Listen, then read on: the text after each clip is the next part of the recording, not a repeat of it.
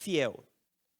Nós já sabemos que ela é fidedigna, de Gênesis a Apocalipse. Toda a Escritura, como diz em 2 Timóteo 3,16, toda a Escritura, não parte. Toda a Escritura é inspirada por Deus. Mas por que Paulo então destaca que fiel é a palavra?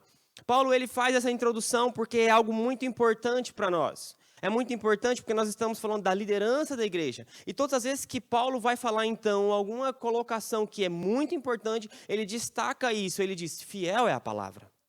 Ou seja, pode confiar no que eu estou dizendo. Tanto que a tradução, ela coloca 2 pontos. Confie no que eu estou te dizendo. E aí nós aprendemos também que nós precisamos almejar o pastor, o presbítero, o diácono, aquele que deseja o ministério pastoral, o ministério missional, o ministério na academia que eu digo é sempre me referindo aos seminários, estando ali ensinando pastores e treinando pastores para estar à frente do povo de Deus. Isso também é importante nós falarmos. Então ele precisa o quê? Almejar. Ele precisa querer. Sabemos que em última instância essa é uma vontade que está no coração dele, que o próprio Deus o chamou.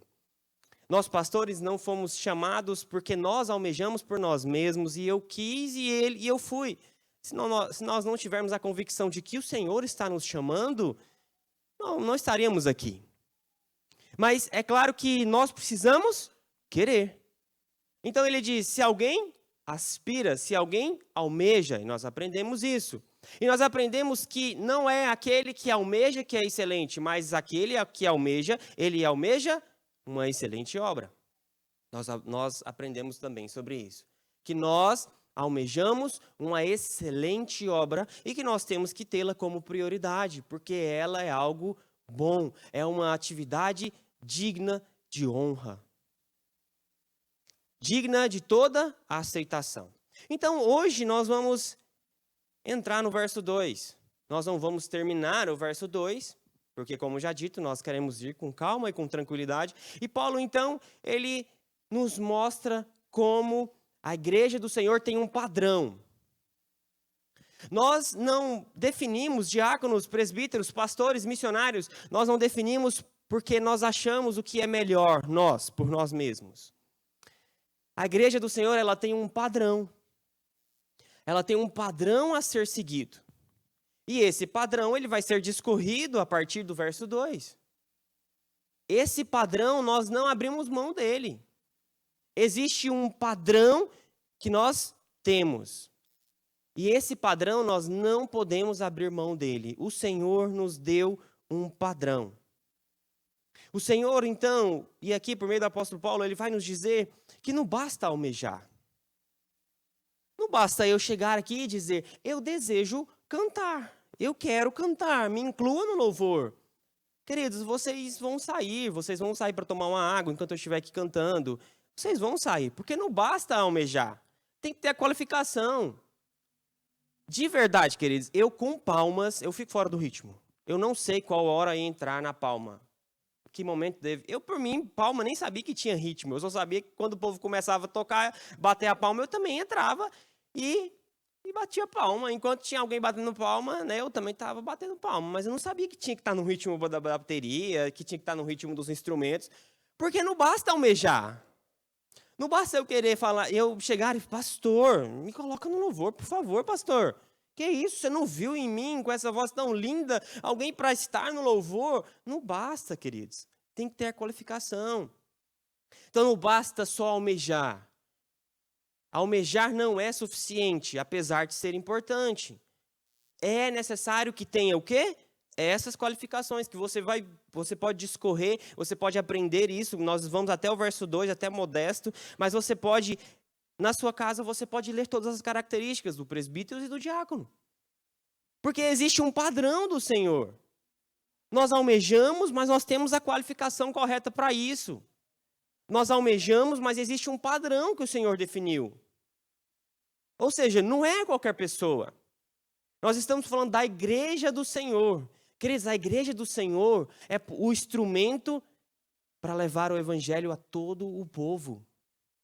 A igreja do Senhor é um instrumento de Deus, que Deus leva o evangelho a todas as pessoas. Então nós estamos falando de uma instituição muito séria. é um instrumento de Deus que leva o evangelho a todos os povos. Então essa igreja, ela não é dirigida por qualquer pessoa. Essa igreja, ela tem um padrão. Essa igreja, ela não abaixa o padrão por conta do candidato. Ah, ele não alcançou aqui, então não tem problema não, isso aí a gente deixa passar. Não é assim. Existe um padrão. E esse padrão deve ser seguido de forma rígida. Por que deve ser seguido de forma rígida? Porque é muito claro para nós. Porque é muito claro. Tem muitas respostas na Bíblia que nós não temos uma clareza tão grande. Mas em relação ao padrão da liderança, do presbitério, do diaconato, é muito claro. É muito claro. Então nós não abaixamos o padrão.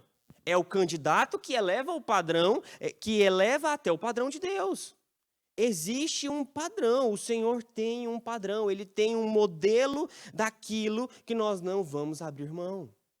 E nós não podemos abrir mão porque Paulo é muito claro. Olha, você almeja o episcopado, você almeja o presbitério. E essa palavra bispo também pode ser encarada. Originalmente ela é episcopado, é bispo aqui, sim. Mas também se encaixa como presbítero, como pastor. Então, Paulo ele está nos dizendo que existe um padrão. E esse padrão, não abrimos mão. Não abrimos mão.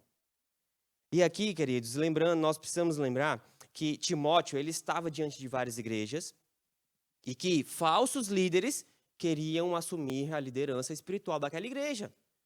Então, Paulo está trazendo essa visão e dizendo, Timóteo, existe um padrão. A igreja do Senhor é organizada. E mais uma vez nós vemos que o nosso Deus é um Deus organizado. Por que nós, como cristãos, somos organizados? Por que nós precisamos ser organizados? Porque o nosso Deus é organizado. O Senhor não instituiu uma igreja que é bagunçada, que não tem ordem. Não. Ele instituiu uma igreja que é séria. E que líderes são sérios. E líderes, eles se equiparam a esse padrão. E esse padrão nós não abrimos mão. Nós não abrimos mão. Ah, mas está difícil encontrar líder. É melhor não ter líder. É melhor não ter. É melhor não eleger nenhum. É melhor, então, passar um tempo treinando eles para que ele alcance essa qualificação do que eleger. Porque nós podemos eleger. Mas aí depois, se a gente não vê a qualificação, é difícil tirar. Então, queridos, nós estamos falando que existe um padrão. E esse padrão nós não abrimos mão. Ele nos dá qualificações. O Senhor nos dá qualificações. Então nós não vamos eleger alguém por... Até o Rubens, né, que trouxe o devocional na vigília e foi muito bom. Ele falou sobre essa questão que às vezes nós votamos por coleguismo, por afinidade. Não é assim. Nós votamos mediante um padrão que o Senhor nos dá. E Paulo não diz, então, que é necessário, portanto, ele não diz com esse é necessário, portanto, que, se puderem, vocês façam esse padrão. Ele não diz, olha, é preferível que vocês caminhem nisso. Ele não diz, é recomendado. Ele não diz, é esperado que vocês façam isso. Ele não diz isso. Ele dá uma ordem direta e clara. Bispo, diáconos, presbíteros, vocês precisam almejar? Tá, mas não é só almejar. Vocês têm um padrão. Ele não está nos dizendo, então, que nós podemos escolher conforme a nossa sabedoria. Ele dá uma ordem direta e clara. É uma ordem. Ele nos ordena a fazer isso. E aí ele está entrando no verso 2 e ele diz, é necessário, portanto, justamente concluindo aquilo que ele falou no verso 1. Confie no que eu estou te dizendo, aquele que almeja uma excelente obra. Então ele começa a entrar nessa qualificação. Olha, então diante de tudo isso que eu falei, esse bispo ele deve ser, e aí ele já começa por irrepreensível. Interessante que ele começa com irrepreensível, porque é como se ele estivesse dizendo irrepreensível, e ele coloca 2 pontos. Irrepreensível onde? Esposo de uma só mulher, temperante, sóbrio, modesto, hospitaleiro. Ou seja, ninguém vai ter nada Ninguém tem nada para dizer contra esse presbítero. Quer dizer que ele não tem defeitos? Quer dizer que ele não tem pecado? Não, não tem ninguém que não tem pecado. Não tem ninguém que não pecou. Não tem ninguém que nunca pecou. Então, aqui, esse irrepreensível não quer dizer no sentido de perfeição que ele não erra. Mas quer dizer que ninguém tem nada a dizer sobre ele. Porque ele tem uma conduta irrepreensível. Ele tem uma conduta naquilo que a NTLH, a nova tradução da linguagem de hoje, vai dizer: deve ser um homem que ninguém possa culpar de nada. E aí ele encabeça aqui esse irrepreensível justamente porque, se as outras qualificações, a gente tem alguma coisa para dizer sobre ele, ele já não é irrepreensível. Então ele é irrepreensível porque nós não temos nem nada para acusá-lo. É uma pessoa que está sempre a sua vida em ordem. Ninguém tem nada para dizer sobre esse presbítero, sobre esse candidato. Ele é alguém que nós não podemos culpá-lo de nada. Paulo, então, está dizendo, o irrepreensível, 2 pontos. Ele precisa ser esposo de uma só mulher. E aí ele vai discorrer também no verso 4, que governe bem a própria casa. Então, ele já começa dizendo ele não pode estar aberto para acusação. Ninguém pode acusá-lo de nada. Não é de uma vida perfeita que não tenha pecados. É de alguém que não é maledicente. É alguém que tem uma conduta correta na sociedade. É alguém que não é conhecido por ser um adúltero, que não cobiça a mulher do próximo. É alguém que ninguém tem nada para dizer contra esse candidato. Ele é irrepreensível. Nós não temos como culpá-lo de nada. E aí ele discorre para nós também, esposo de uma só mulher. Aqui talvez não, nós já sabemos que sim, é o assunto o assunto que traz mais divergências para nós aqui. O que realmente é esposo de uma só mulher? E aqui é o assunto, então, que traz para nós mais opiniões diversas. Alguns entendem de uma maneira, alguns entendem de outra maneira. Como nós podemos, então, discorrer aqui? Primeiramente, Paulo não está dizendo para nós que solteiro não pode exercer o ministério. E isso precisamos deixar claro. Por quê? Porque senão o ministério de Paulo seria inválido. O que ele está dizendo aqui é uma conduta fidedigna, uma conduta fiel. Não em relação a alguém que é solteiro e não possa exercer o ministério pastoral, o presbítero, alguém que que não é casado, então, se você só pode exercer se você for casado. Não, ele não está dizendo isso aqui. Primeira coisa que nós precisamos destacar. A NTLH, mais uma vez, ela diz, deve ter somente uma esposa. Então, ele não está se referindo a alguém que é solteiro. Ele está se referindo a alguém que é casado. Ora, se você é casado, você deve ter somente uma esposa. Então, solteiros podem exercer. Senão, o próprio ministério de Paulo ele estaria inválido. Ele estaria fora disso. Outra questão que nós precisamos, e os viúvos, que se casaram mais uma vez? E aí, abra a sua Bíblia aí no 1 Timóteo 5,9, só vai um pouco mais para frente. Aqueles que entendem que nem viúvos podem ser presbíteros por conta desse esposa de uma só mulher, eles usam esse verso como algo que embasa a sua opinião. O 5,9 diz assim, não seja inscrita senão viúva, que conte ao menos 60 anos de idade, tenha sido esposa de um só marido. Então eles colocam isso aqui como algo que então nem os viúvos então podem exercer. O presbitério, a liderança espiritual, a liderança na diaconia. Mas nós temos no próprio verso 5,14, olha lá no 14, no capítulo 5, verso 14, em que ele diz, quero, portanto, que as viúvas mais novas se casem, criem filhos, sejam boas donas de casa e não deem ao adversário a ocasião favorável de maledicência. Então, ele apoia o casamento. Ele apoia o casamento após a viuvez. Então, se ele apoia o casamento mesmo mediante a viuvez, então esse que é algum viúvo, ele pode exercer então o presbiterato. Ele pode exercer então a diaconia.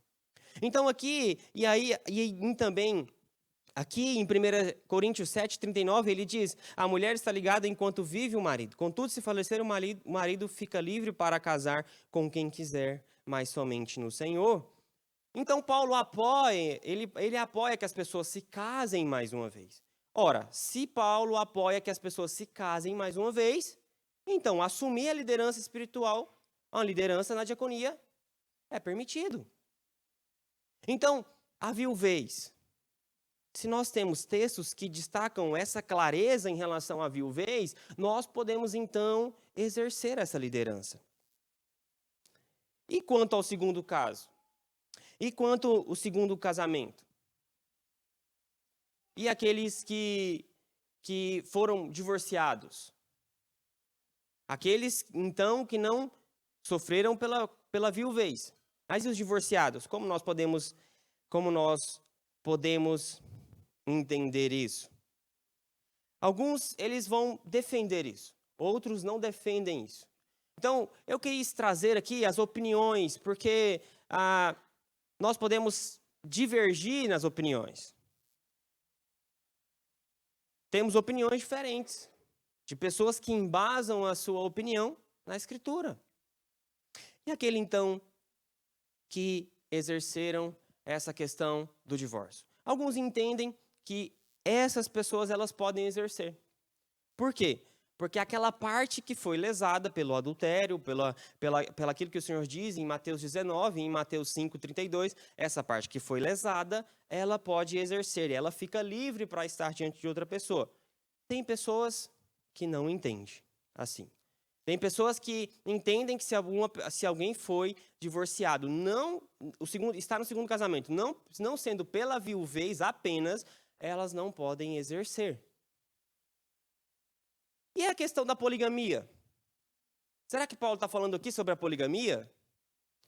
É muito provável que Paulo não esteja falando aqui, apesar de, para os judeus, serem permitidos ali o segundo casamento. Em alguns casos, eles permitiam a poligamia.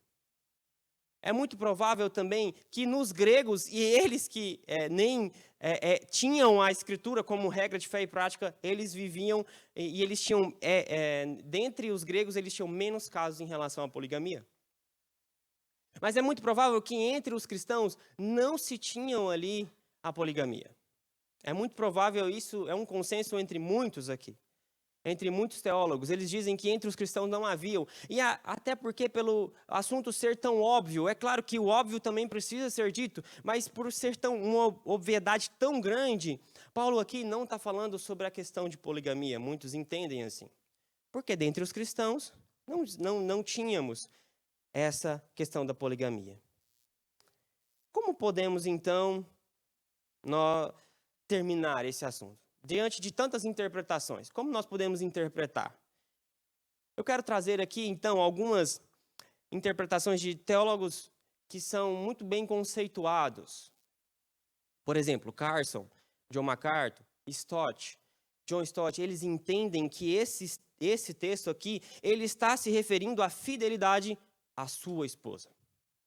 Então, quando Paulo diz esposo de uma só mulher, esses teólogos eles entendem que Paulo está falando sobre a fidelidade, a conduta à sua esposa. Por exemplo, John MacArthur ele entende que ele não fala sobre casamento ou divórcio, mas sobre pureza moral e sexual.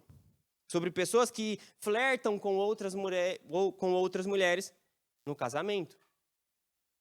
Então, esses autores, eles entendem que Paulo aqui ele está falando sobre fidelidade, uma conduta fiel. O mais importante, então, que nós precisamos entender é, Paulo tem um padrão, ele coloca esse padrão, e esse líder espiritual, e aqui quando eu digo líder espiritual, me refiro também à diaconia, porque é uma liderança espiritual. É claro que nós sabemos que presbíteros e diáconos, o presbítero, ele exerce essa parte espiritual da igreja, sim, mas não deixa também de ser liderança espiritual da igreja. O que nós precisamos existe um padrão, e esses líderes, eles precisam de um casamento exemplar. Não pode ser um casamento que não tem nenhum exemplo. Porque ele vai nos mostrar aqui. Ele vai nos mostrar aqui, então, esse padrão. Não tem como, então, ser um líder que casamento, divórcio, divórcio, casamento. Não tem como um líder desse exercer a liderança, ficou bem redundante, mas não tem como esse líder exercer a sua função se ele não tem uma conduta que é irrepreensível quanto ao seu casamento. Se ele não tem um casamento padrão para os fiéis, como ele vai exercer a liderança do Senhor? O que nós podemos chegar à conclusão e chegar a um consenso é que nós precisamos de homens que são exemplos de marido. Nós podemos chegar a um consenso, por mais que existam opiniões diversas, então, que existe um marido que precisa ser exemplo no seu casamento. Exemplo na fidelidade, no amor, na pureza sexual, sem manchas no seu histórico, sem manchas de imoralidade. O líder, ele tem que ser exemplo em pureza e moralidade. Por mais que nós tenhamos, então, opiniões diversas, por mais que você entende que viuvez, mesmo no segundo casamento, ele não pode exercer, que o divórcio ele não tem que exercer e ele não vai ser exercido, mas o que nós esperamos de um líder é que ele seja e tenha um casamento padrão. É que ele seja e tenha uma conduta fiel. É que ele não tenha manchas no seu histórico. É que ele não tenha manchas de imoralidade. Até porque se você olhar aí para o 4:12, Paulo, ele fala para que esse líder tenha, e ele está falando justamente para Timóteo, olha aí o 4:12. O 4:12 ele diz assim, ninguém despreze a tua mocidade, pelo contrário, ou seja, Paulo aqui está falando que Timóteo vai ser um padrão. Vai ser um padrão em quais aspectos? Quais aspectos que ele vai ser? 4:12. Na palavra, no procedimento, no amor, na fé e na pureza. Então esse líder, ele tem que ser um padrão aonde? Na pureza. Temos divergências. Mas nós podemos então chegar num consenso que esse líder, ele não pode ter esse histórico de moralidade. Se a liderança é...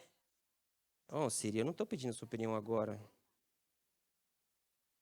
Se nós temos um padrão claro, queridos, nós estamos falando de um padrão claro.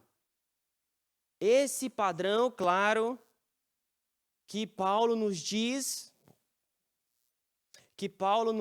aqui é um líder que tem que ser exemplo na pureza. Um líder que tem que ter um exemplo fidedigno, uma conduta fidedigna, uma conduta fiel à sua esposa. Esse é o padrão que o Senhor nos mostra. Eu acredito que nós podemos parar por aqui, 10 horas. Eu achei que eu ia conseguir até modesto, mas esse é realmente um assunto que precisávamos parar e ter um detalhe maior em relação a isso. Vamos orar por isso? Nós temos um padrão, queridos, e nós não abrimos mão dele. Senhor, nos ajude, Pai, a levar esse padrão a sério, Deus. Já nesse mês, nós temos a nossa eleição. E esses presbíteros, esses diáconos, eles são pessoas que conduzem o teu povo para o bem do teu povo. Eles administram a vida espiritual do teu povo. Eles administram a vida financeira do teu povo. Claro, cada um tem a sua vida financeira, mas nós também administramos a vida financeira porque eles contribuem na tua casa. E nós estamos conduzindo o teu povo e lidando também na parte administrativa da tua igreja. E isso precisa ser levado muito a sério, porque nós temos um padrão que o Senhor estabeleceu a nós como igreja do Senhor. E esse padrão nós não podemos abrir mão. Esse padrão, por mais que seja difícil e duro, nós não podemos abrir mão. Nós temos um padrão a seguir. Então nos ajude, Senhor. Conduza o teu povo para que não tenhamos votos aqui por coleguismos, por uma amizade. Conduza o teu povo, Deus. Nós estamos diante da tua congregação, da tua igreja, e nós levamos o padrão do Senhor a sério. Em nome de Jesus. Amém.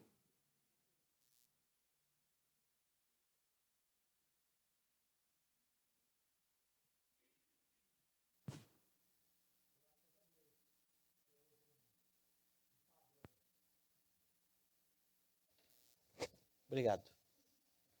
Temos um padrão, graças a Deus. Quero convidar os oficiais que estejam conosco aqui à frente. Vamos ministrar a Santa Ceia, os elementos que nos fazem lembrar de Cristo Jesus.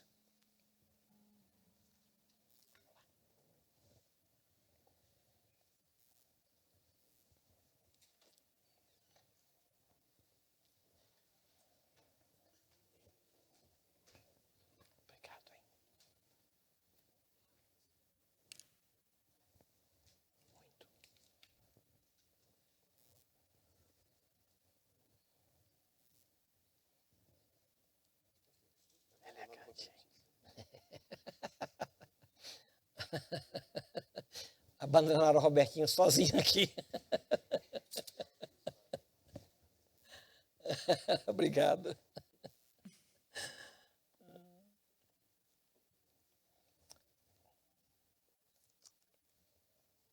Quero reconhecer a sensibilidade do pastor Neto no que tange a ceia do Senhor e interromper a sequência do estudo.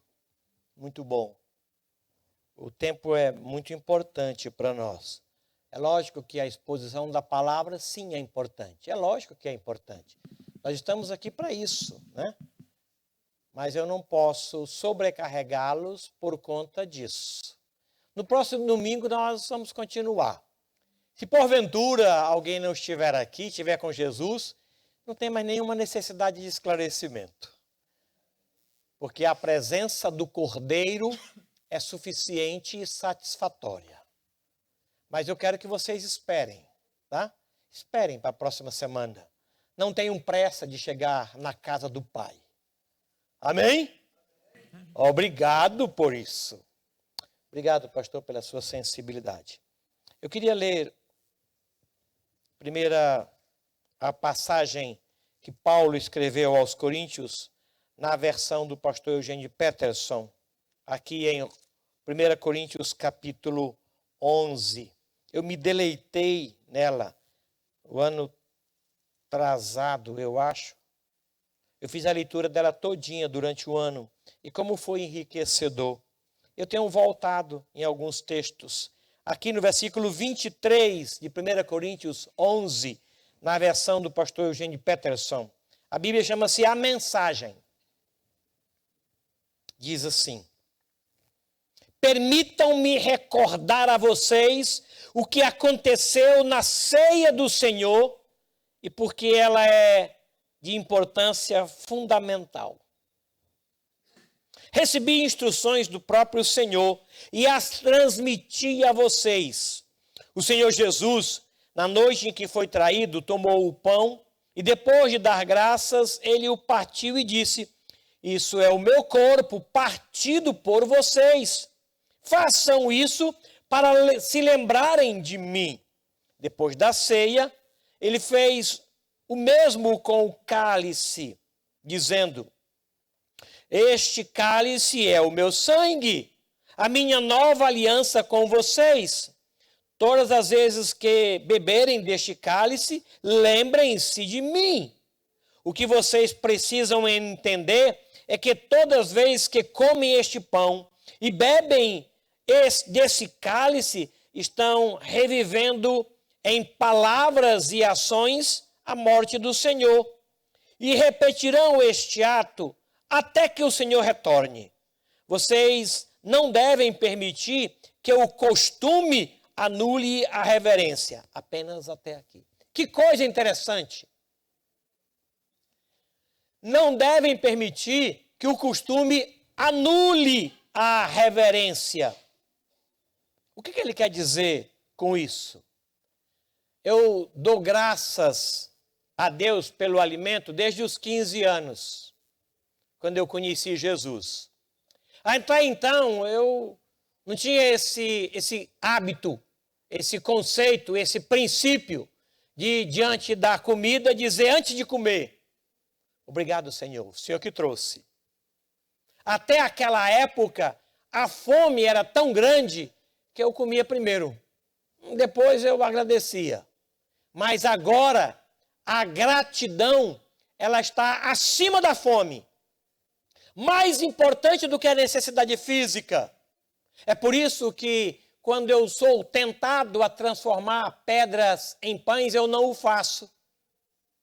Eu não faço. E eu não sei vocês, mas a tentação de transformar a pedra em pães é diária. Acontece e se repete sempre.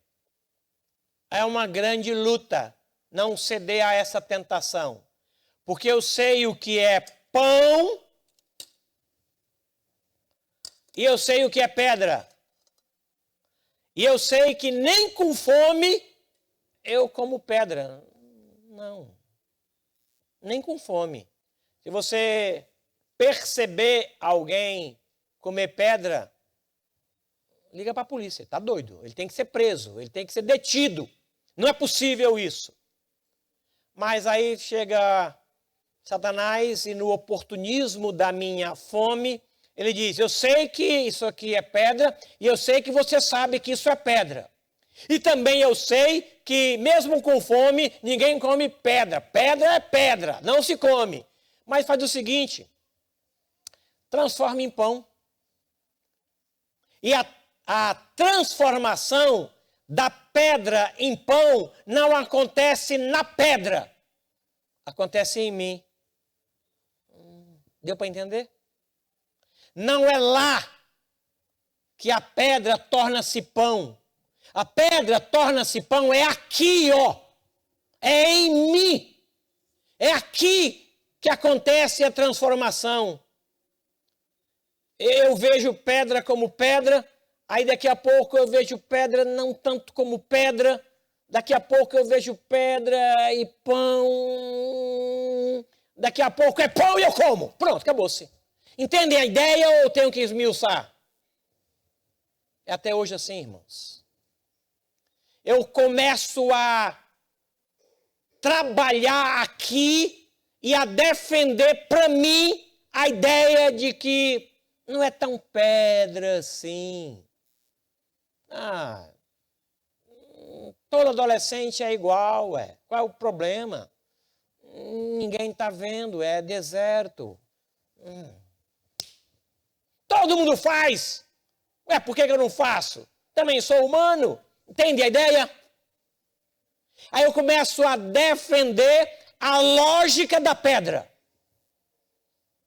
Começo a defender, a advogar a pedra e não mais o pão. Aí comer a pedra transformada em pão é questão de dias, de ocasião, de tempo. Aqui, o pastor Eugênio Peterson, ele disse que o costume não deve anular a reverência. Desde 15 anos eu digo, obrigado pelo pão, obrigado pelo pão, obrigado pelo pão. Daqui a pouco eu ligo no automático. Aí eu aperto o botão aqui e é o botão da graça. Dá graça aí, pelo pão. Pronto. O presbítero Domingos faz isso há mais tempo do que eu? Acha que não? O Samuel, com certeza. Samuel dá graças pelo pão há mais tempo do que eu. Eu estou com 62, menos 15, dá o quê? Também não sei não. É esse tempo aí. Mas o Samuel há mais tempo do que eu. Aí ele liga o botãozinho para dar graças e pronto, é automático. Senhor, muito obrigado por este pão que o Senhor me dá em nome de Jesus Cristo, amém. Aí amanhã, Senhor, muito obrigado pelo pão que o Senhor me dá em nome de Jesus Cristo, amém. Senhor, muito obrigado. Todo dia, tornou-se mecânico. Aí então, o costume anula a reverência. Para com isso. Pensa no que você está fazendo. Quer uma ideia? Hoje, antes de comer, você vê, tem arroz, tem macarrão, tem tomate e tem bife. Senhor, muito obrigado pelo arroz, pelo tomate e obrigado pelo bife. Pronto, você mudou alguma coisa. Não foi o hábito, não foi o costume.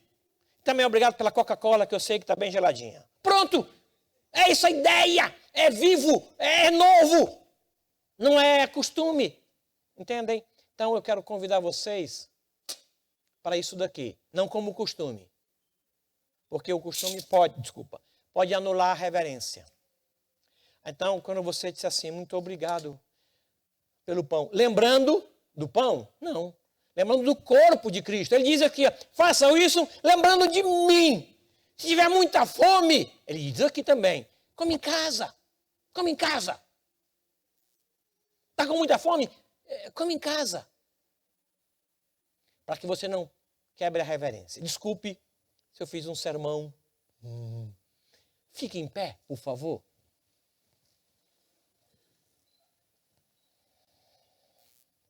Isso é o meu corpo, que é partido por vocês.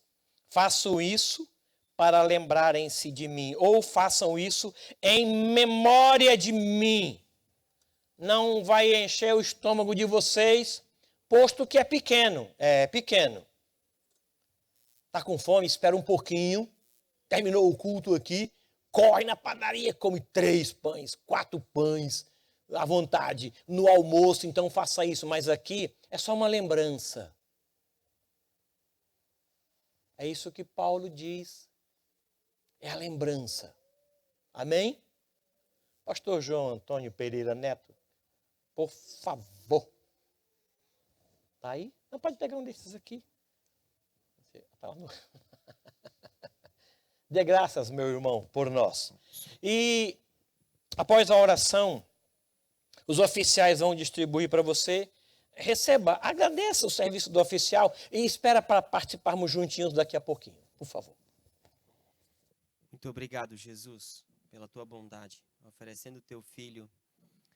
Obrigado, Deus, porque o Senhor ofereceu a Jesus. Louvamos ao Senhor por isso. Era necessário que ele viesse, se fizesse carne, para que possamos ter o nosso relacionamento restaurado com o Senhor. Hoje nós lembramos mais uma vez que não seja, Pai, para ninguém aqui um automático, algo que nós só fazemos isso porque já estou costumeiramente fazendo todos os domingos, primeiro domingo do mês, então mais uma vez eu vou tomar ceia. Não, Jesus. Que nós possamos principalmente nos lembrar onde nós estávamos, de onde o Senhor nos tirou, do império das trevas. Estávamos mortos. Não poderíamos sair do Egito, Pai. O Senhor foi até o Egito e nos resgatou. Estávamos lá presos. Obrigado por isso, Senhor. Obrigado pelo teu corpo, que foi oferecido na cruz. E nós damos graças ao Senhor, Deus, por esse pão que o Senhor nos deste, para que possamos lembrar do teu sacrifício. Em nome de Jesus. Amém. Amém.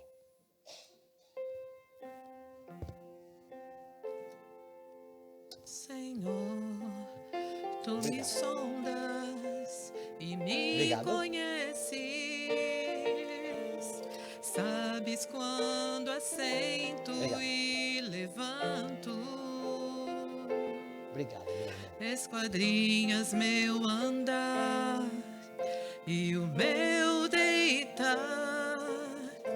Conheces todos os meus caminhos. Ainda a palavra não me chegou à boca e tu já conheces, Senhor. Tu me cercas por trás e por diante e sobre mim põe tua mão. Sonda-me, conhece o meu coração, prova-me os pensamentos, vê se há em mim algum caminho mau e guia-me pelo caminho eterno.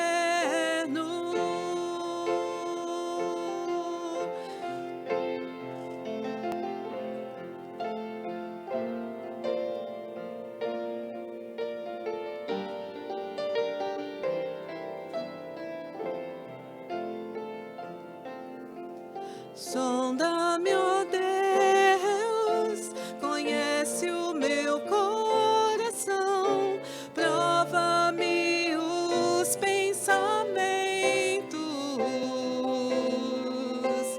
vê se há em mim algum caminho mau e guia-me pelo caminho eterno. E guia-me pelo caminho eterno.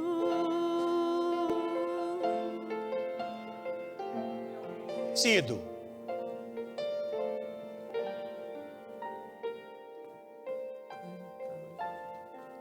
Pode parar mesmo.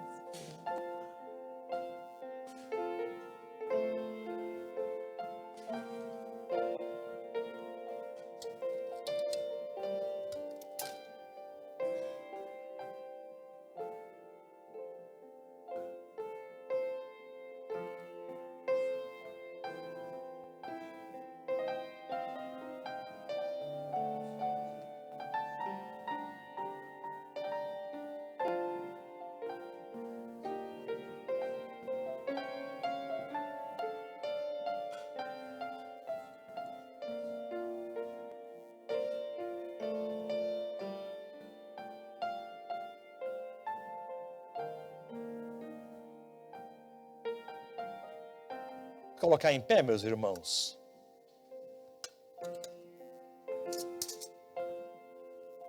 Nós nos lembramos dele. Ele vive em nós. Nós vivemos para ele, para a sua glória. E hoje nós selamos esta aliança. O Senhor Jesus vos abençoe, meus irmãos. O Senhor Jesus vos abençoe. Amém. Muito obrigado. Muito obrigado. Muito obrigado. Muito obrigado. Bendito seja, corpo.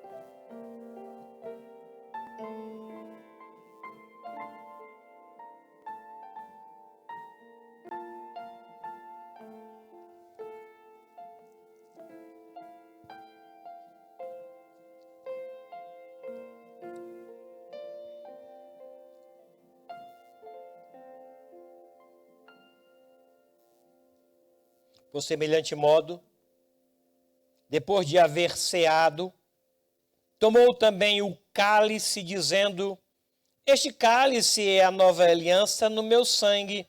Fazei isso todas as vezes que eu beberdes em memória de mim. É isso que nós iremos fazer. Em memória dele, iremos participar, lembrando do seu sacrifício na cruz e do seu sangue derramado. Nós iremos participar. Pastor João, por favor. Dê graça, meu irmão. Obrigado, Senhor. Nós então podemos saber qual foi o preço pago. O preço de sangue. O preço de sangue para que pudéssemos ter paz. O sangue foi derramado, Deus. E nós não temos mais a necessidade que o sacerdote então ofereça, porque o Senhor é o próprio sacerdote, que o Senhor não ofereceu um sacrifício, o Senhor foi o sacrifício. Obrigado pelo teu sangue derramado naquela cruz. Obrigado, Senhor, porque isso abre as portas para que possamos ter um relacionamento no qual o Senhor havia estabelecido lá em Gênesis, para que possamos glorificar o teu santo nome e gozá-lo para sempre. O Senhor nos criou para isso, e por meio do teu sangue isso foi restaurado, Senhor, porque o pecado tinha nos tirado do Senhor. porque o Senhor é santo e o Senhor não mudou, nunca mudou. Louvamos o Senhor, Deus, por esse suco de uva que representa, então, o teu sangue derramado naquela cruz. Que possamos mais uma vez nos lembrar onde nós estávamos. Louvamos ao Senhor, porque o Senhor nos deste isso, para que em memória do Senhor, em memória do teu sacrifício, nós relembramos mais uma vez o que o Senhor fez por nós. Em nome de Jesus. Obrigado. Amém. Da mesma forma, ao receber do oficial, por gentileza, agradeça e espere para participarmos juntos. Desculpa.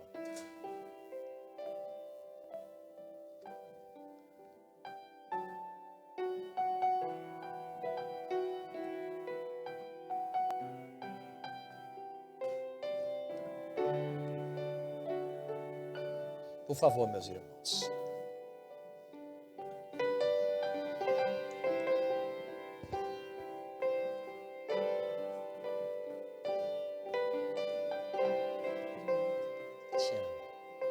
Te amo, o Senhor Jesus, nosso Salvador. Este é o meu respirar. Este é o meu respirar. Teu Santo Espírito vivendo em mim.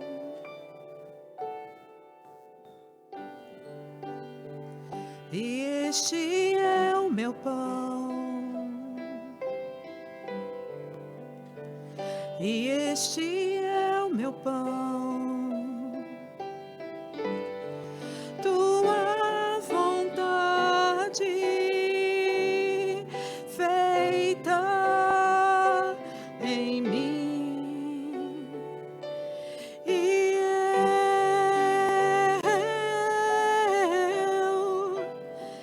eu nada sou sem ti. E eu perdida estou sem ti.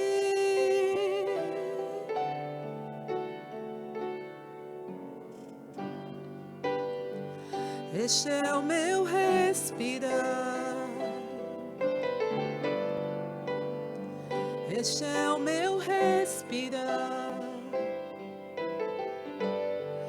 Teu Santo Espírito vivendo em mim.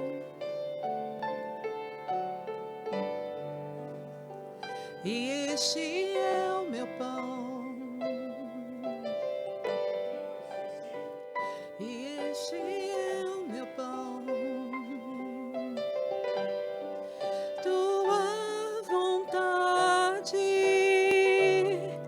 feita em mim. E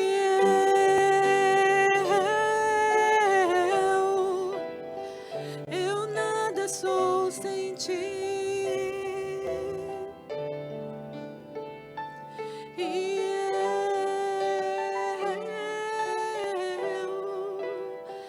perdida estou sem ti.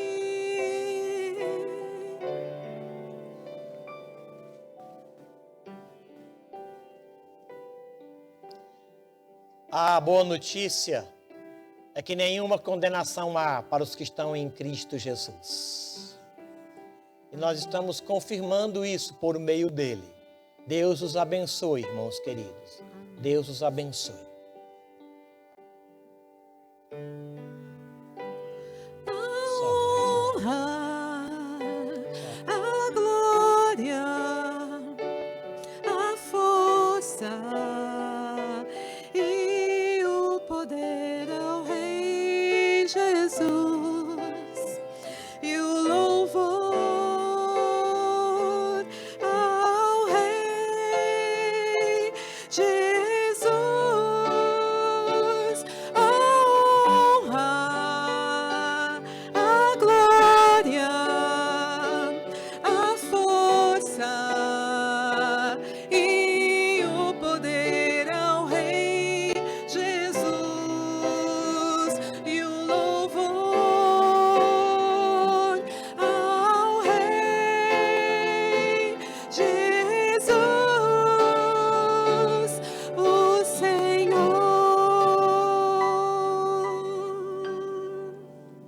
Aceite nossa gratidão, bendito Deus, porque o Senhor nos conferiu paz, graça, alegria e a condição de, através destes elementos, nos lembrar do Senhor.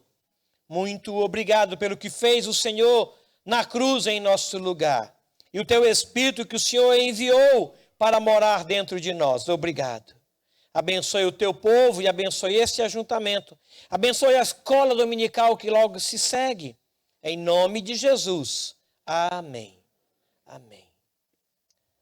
Que o amor de Deus, o nosso Pai, que a graça bendita de Jesus Cristo, nosso Senhor e Salvador, que a consolação e a mediação do Espírito Santo de Deus seja com todo este povo aqui reunido e com todo o povo de Deus em toda a terra, hoje e até a volta esperada e gloriosa de Cristo Jesus. Amém. Amém. Sentai-vos, irmãos.